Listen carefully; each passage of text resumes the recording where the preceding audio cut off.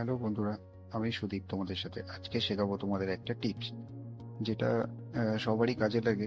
Social মিডিয়ায় হোক বা কোনো ভিডিও থাম্বনেল তৈরি করার জন্য হোক, অনেক কাজেই যে ট্রিক্সটা শেখাবো সেটা কাজে লাগে। তো প্রথমেই আজকে তোমাদের যেটা শেখাচ্ছি সেটা হলো যে একটা ফটোর ব্যাকগ্রাউন্ড কিভাবে রিমুভ করতে হবে।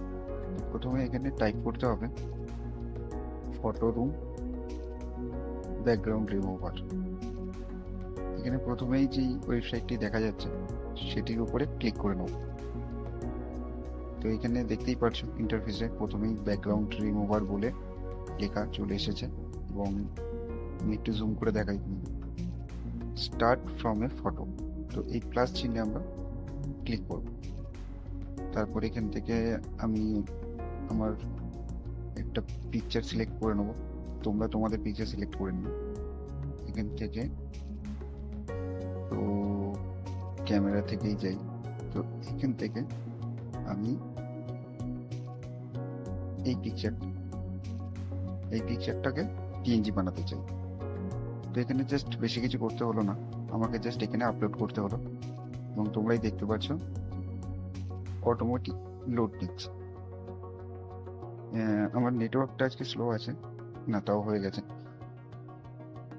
তো এখান থেকে ডাউনলোড অপশন আসবে। তো এখান থেকে স্ট্যান্ডার্ড রেজুলেশনটা আমরা সিলেক্ট করে নেব এবং দেখতেই পাচ্ছ বন্ধুরা যে ফাইল ডাউনলোডেড হয়ে গেছে। তো আমরা দেখে নিই। তো এটা বন্ধুরা পিএনজি ফাইল ফরম্যাটে ডাউনলোড হয়ে গেছে। তো এটা কি তোমরা তোমাদের থাম্বনেল পিকচারে বসিয়ে এডিট করে নিতে পারো। এবং এটা কিভাবে এডিট করে তোমাদের ছোট্ট একটা এক্সাম্পল দিই। এখানে প্রথমে পিক্সল্যাব বলে একটা অ্যাপ আছে, তো সেই অ্যাপসে আমরা গেলাম। তো এখানে তো অলরেডি দেখছো আমার একটা প্রজেক্ট বানাচ্ছিলাম। তো এখানে আমি যদি এই ইমেজটাকে আমি ডিলিট করে দিই, এই লেখাটাকেও ডিলিট করে দিই, এটাকেও ডিলিট করে দিলাম। তোমরা যদি বন্ধুরা পিক্সল্যাবে কাজ করতে না জানো অবশ্যই কমেন্ট করে জানাও, আমি তোমাদের কিভাবে পিক্সল্যাবে এডিটিং করতে হয় শিখিয়ে দেবো। তো এখানে দেখতেই পাচ্ছ আমরা এবার এখান থেকে অ্যাড করব যেই ছবিটা এক্ষুনি পিএনজি বানালাম। তো ফ্রম গ্যালারি অ্যালবাম, এই যে দেখছো বন্ধুরা ডাউনলোডে চলে এসছে।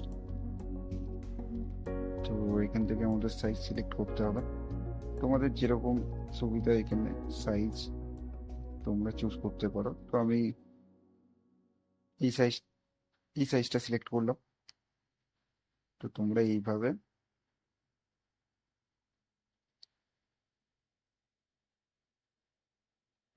বন্ধুরা তাহলে পিএনজি করা শিখে গেলে।